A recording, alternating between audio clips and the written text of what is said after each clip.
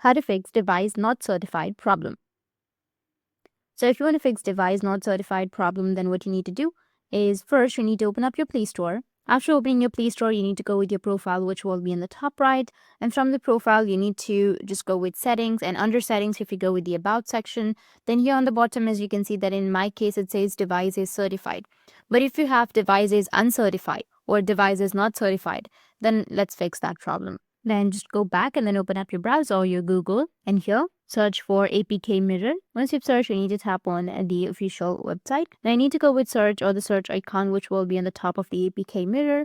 And here you need to search for device ID. Once you've searched here, you will have the device ID application. So you just need simply go and install the device ID application. Make sure that you have the latest version. Just go and click that and then make sure that you've downloaded it.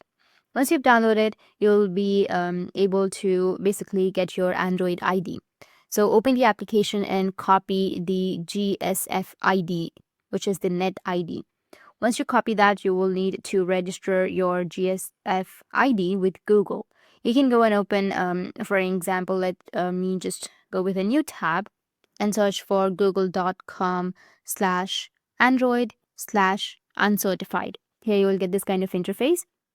You need to just scroll down, go with I'm not a robot, and then click on register. And of course, you need to enter a value, or you have to enter your Google Services Framework Android ID, or you need to enter your GSF ID. So here it says that you need to enter Google Services Framework ID. So you need to enter that. Once you enter that, you need to click on register. Then you will have to wait a few hours, up to like 24 hours. Then you will have to restart your device. And also once you restart your device, you can go and click on your Play Store, like tap and hold on to your Play Store, and then you'll find the I icon. You need to tap on the I. Once you tap on it, you'll get this kind of interface. You need to just simply go with the storage section, tap on storage and cache. And under that, you need to just go with clear cache, which will be on the right side. And do the same with the Google Play Store or Google Play Services.